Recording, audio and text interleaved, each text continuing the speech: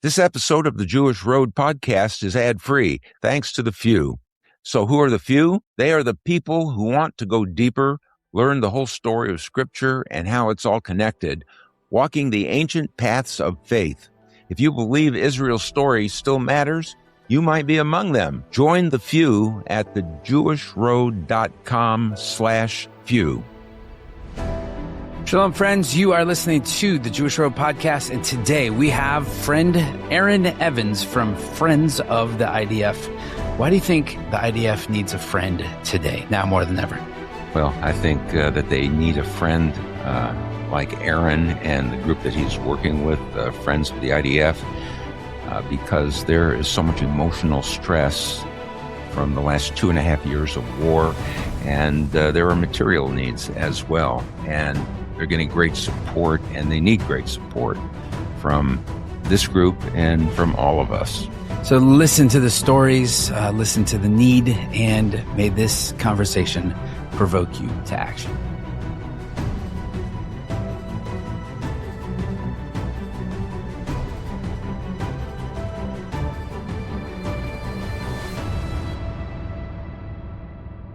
Hey, well, welcome. This is the Jewish Road podcast, and my name is Matt Davis.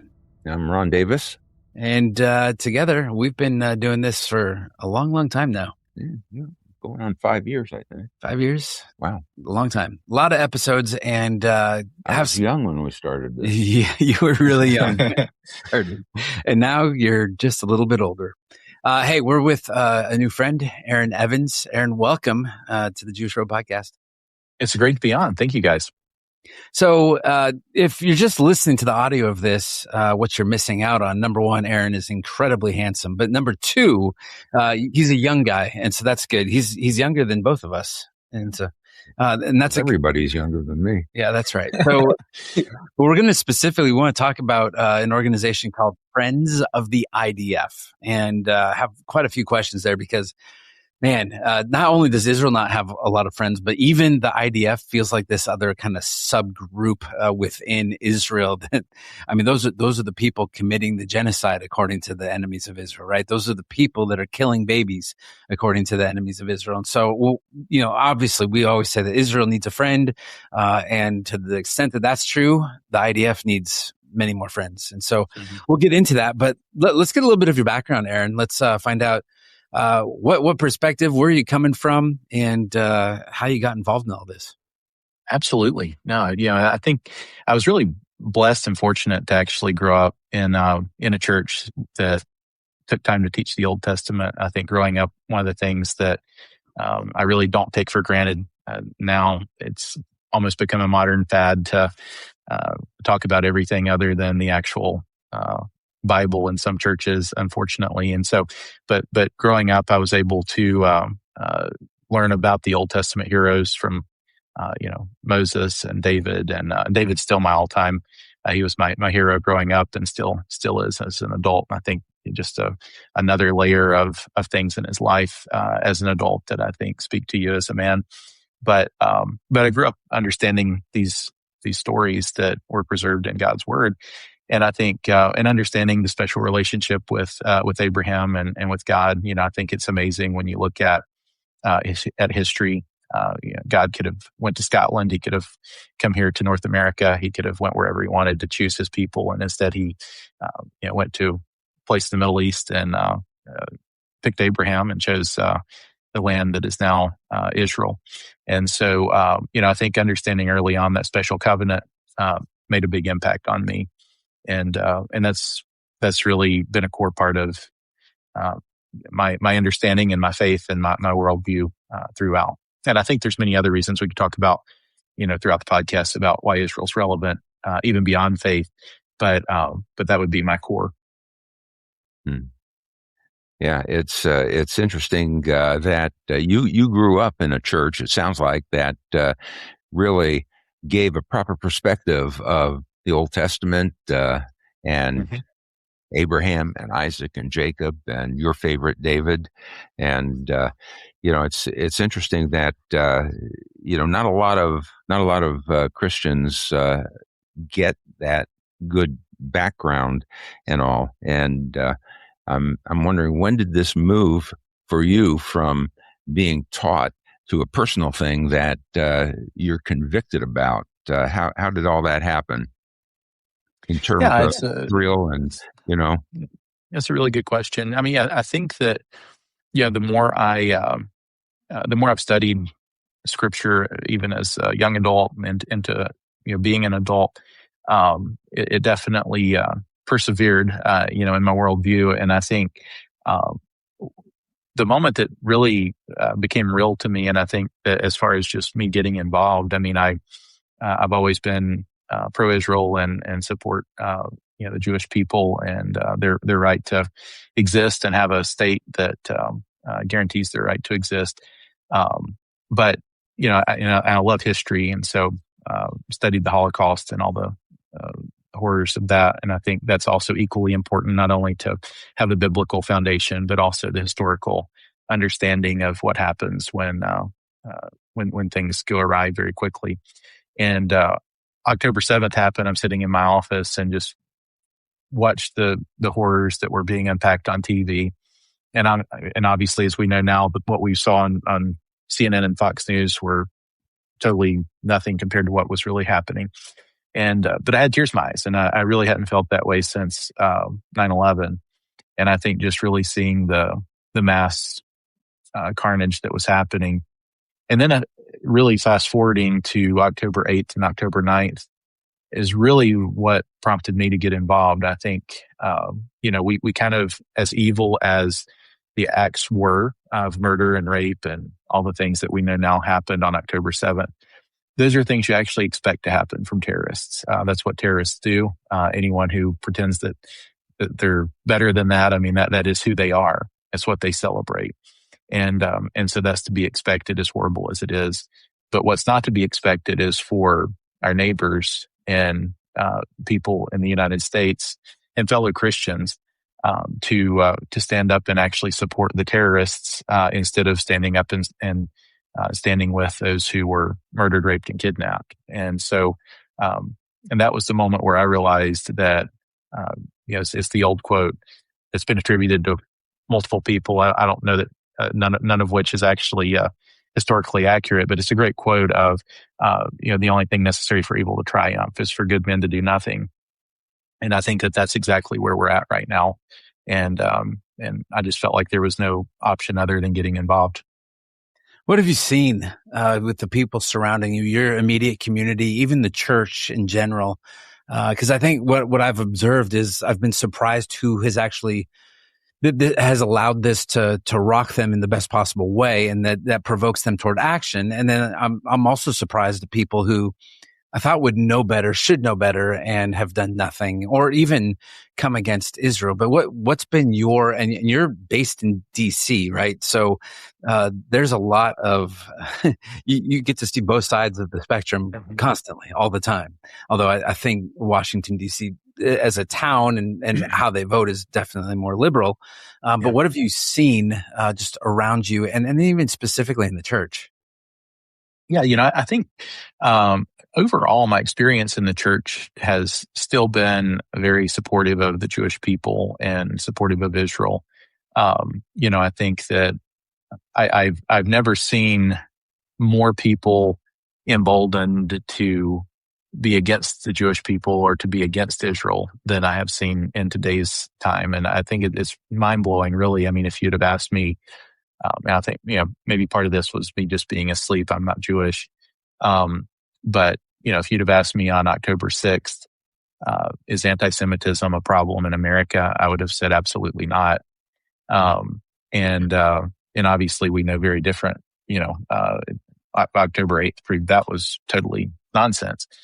And it's persevered and it's gotten worse, since then. And so I think that, I've definitely seen an increase in people with, replacement theology and some of the other things. But I feel like I still feel like the silent majority in America is in the right place. But I think that the problem that we have is, especially with under 40, the majority of my age group, and especially those younger, get their news off of TikTok and Facebook and Instagram and podcasts. They really, and again, I think as a Christian, one of the things that breaks my heart is, we're the Great Commission is to, not only to proclaim the gospel, but it's to teach and train. And I think that part is, it's really hard to do when you ignore 66 books of the Bible.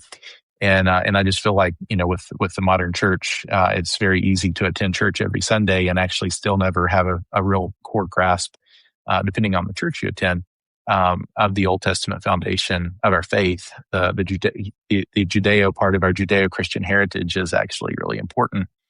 And I challenge Christians all the time on that, by the way. I think when you look at the temptations of Christ as an example, without belaboring this for a long time, but Jesus didn't respond to the temptations in red letter words.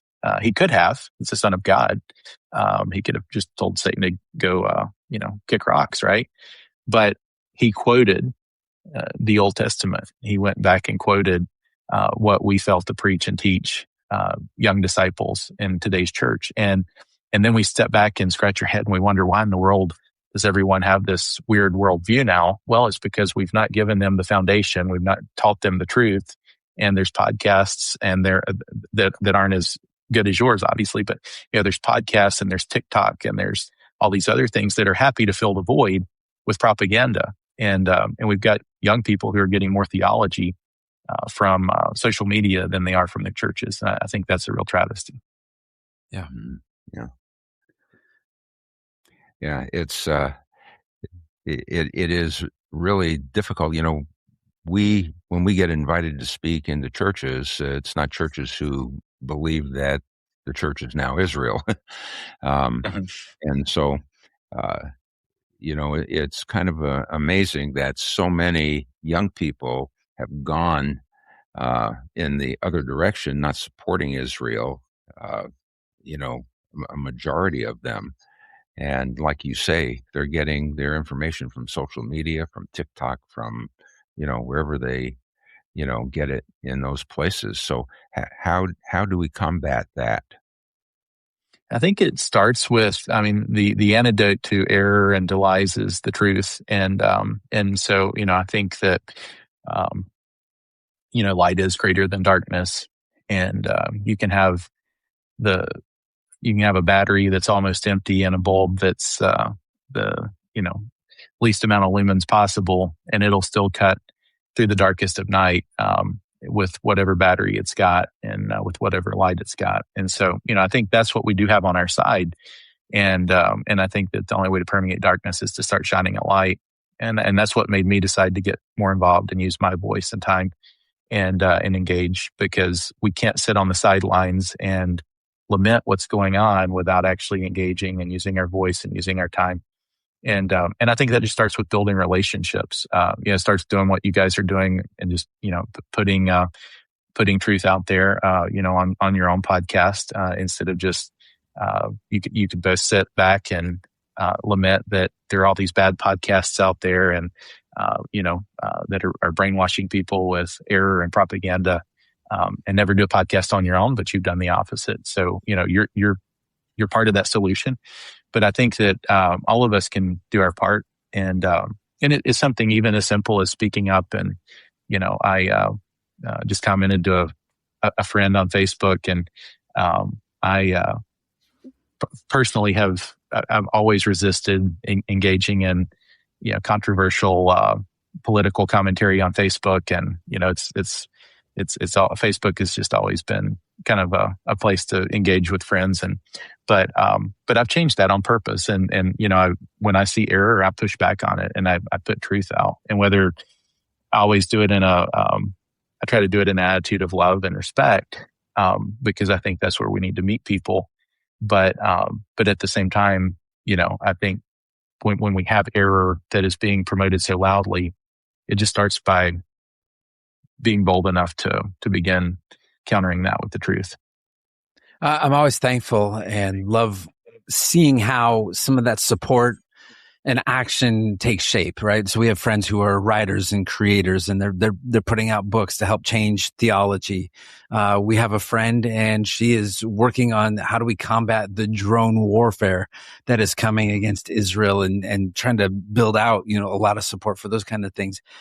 So of all the places that the Lord led you, He brought you to Friends of the IDF. FIDF is the abbreviation that you might hear us talk about. But what led you there, and what's happening there that it really feels like it's a good outlet for you to be able to help in the battle?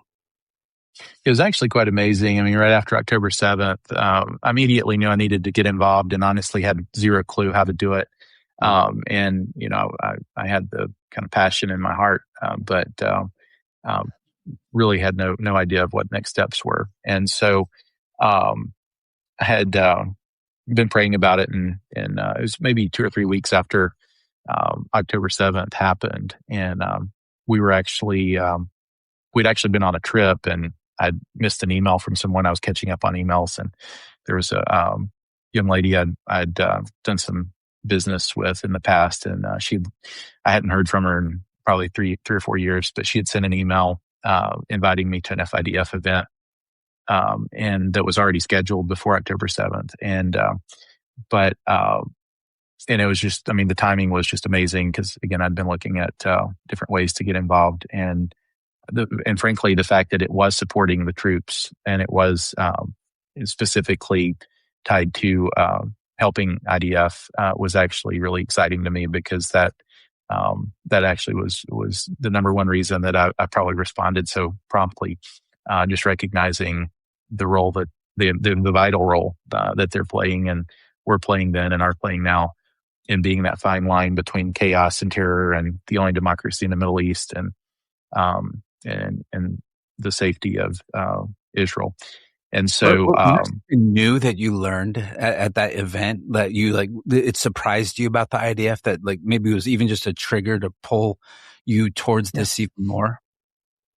Yeah, I think that they had a beautiful event, and it really, I don't know that there was I've learned a lot since then, but I don't know that in that specific event there was something that other than, I think that the thing that really jumped out was just how engaged. I mean, we were within a month of October 7th at that point, and so it was. I went because it was supporting IDF, and then obviously learned about FIDF because they were the ones hosting the event. And I think just seeing the professionalism and the response of FIDF in that first month, that was probably the part that really. That was the learning part for me, because I'd never heard of them before. And it was first class organization. I mean, it was amazing. I mean, within a month, they had already raised, millions of dollars to immediately, put ambulances on the ground after terrorists had blown up their ambulances, to support Shiva Medical Center that was handling all of the kind of triaging, all of the those who had been wounded, and both civilian and military, and just kind of all the things that they were already doing. There's not a single soldier in IDF that's actually died since October 7th that has not had a member of FIDF at their equivalent of a funeral, or in the homes of their loved ones to comfort and show support. I mean, those are huge things, and I think just learning that at that event really inspired me, and made me know that this is something I really want to be a part of. I think I'm seeing a lot of change amongst a lot of Christians, that are coming up and taking a stand and supporting Israel, and like you say, becoming friends with them, relational with them. Mm-hmm. We see that in our own group here in Kentucky, and that's an important dynamic, because we can do a lot of physical things, and we can do material things and help them. But more than that, there's a spiritual side to that as well, I think. And I think that's probably one thing that is a part of your thinking as you're looking into your work with FIDF and the people there who really need help. They need it. They need it both physically and politically and spiritually and every which way. How are your thoughts on that? Yeah, no, absolutely. And I think it is. I mean, there's really a couple thoughts on that. I think first of all, on my side of it, um, and this goes back to kind of understanding the Abrahamic covenant, and with we could have an entire episode on the theology of this, but the covenant that God made with Abraham was what's known as a royal grant covenant, and it was based on God's perfection and the merit of God and His word. It was unconditional for Abraham. It didn't depend on any single thing that Abraham nor his descendants would do or could do or shall do. It was just a royal grant that God was giving him based on God's perfection and God's covenant. And then secondly, understanding that, the promise was that those who bless you will be blessed and those who curse you will be cursed. And gosh, look at history and see that play out where you showed me a major world power that has harmed the Jewish people or has raised a fist or a knife or a gun or a bomb against the Jewish people. The state of Israel be removed just throughout history across the board. And you show me one that's still a major world power today. And I think that, so you just see that. And so personally, I think it goes back to the words of Joshua, right? Where he said, kind of the equivalent of, choose you this day whom you will serve. But as for me and my house, we will serve the Lord. And I think that, that's my attitude is, I mean, frankly, we may very well face a day and, in the near future where neither major political party supports the state of Israel. We may face a day where the majority of churches have consumed propaganda and bad theology and fail to support Israel. That will not be a determining factor for me on how hot or cold my support for Israel or for the Jewish people will be, because if it's just me and them, and it won't be down to that, but if it's just me and them, then I would still rather be on the side that I know Scripture already says God is on, than with the rest of the world against the people that God actually hand selected and said, "These are my chosen people, and I'm going to protect them." And whoever blesses them will be blessed. Whoever curses them will be cursed. So I think just from that foundation, that's one thing. And then secondly, I've had the privilege to go to Israel twice in 2024. And in May of 2024, I went with FIDF and visited bases and met with one of the hostages that had gotten rescued and several family members of hostages that were still in Gaza at the time. Thousands of FIDF soldiers, thousands of IDF soldiers, through FIDF on that trip, and everywhere in between with civilians as well throughout Israel. And I think the one thing with that was really special was just being able to, I think the predominant conversation, because I'm an American and clearly not Jewish, and people would always bring up how important it is that America stands with Israel, and I would just always try to comfort and say, look, I agree, and that's why I'm here. There's a lot of Americans that still do, but ultimately, you don't need America to be safe and secure. You just need God, because God and the Jewish people, God and Israel, frankly, against whoever is going to prevail and going to survive, and Scripture predicts that. So I think that it's in America's best interest to stand with Israel and to support Israel and to stand with the Jewish people, because it's more important for America to be on the side that God is on than for Israel to have us on their side. And I think that's something that as Americans, we need to have a humility check and a reality check and get back to some good theology and recognize.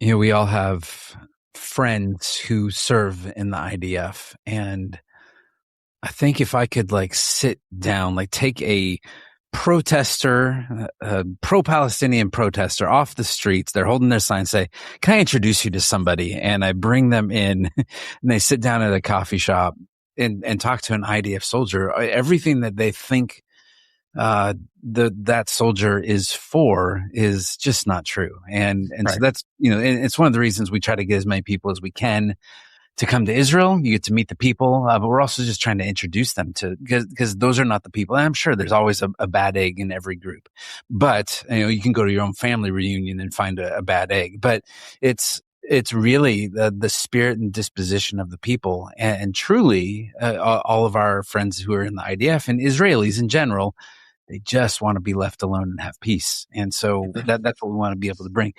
Overall, because of what you've been exposed to through the FIDF, what's the greatest need for the soldiers today? What are you seeing? Like, so today is May 19th, and you can pull out any of these podcasts that we do, and man, who knows? Like the last 2.5 years has been crazy, right? So like, we're fighting Gaza. We have hostages we're waiting to return. Oh, now there's Lebanon and Hezbollah and the Houthis, and we could at any moment. Today Trump said I was 1 hour away from reattacking Iran. So wherever you're catching us at this point in the story, we're 2.5 years post October 7th. The hostages are all back, but this is not done yet. And there's a fatigue that's starting to set in. It's been not starting, it's been set in for a while. But what is it that you're seeing today as the greatest need? And what is FIDF saying? Like, hey, this is where we want to come alongside.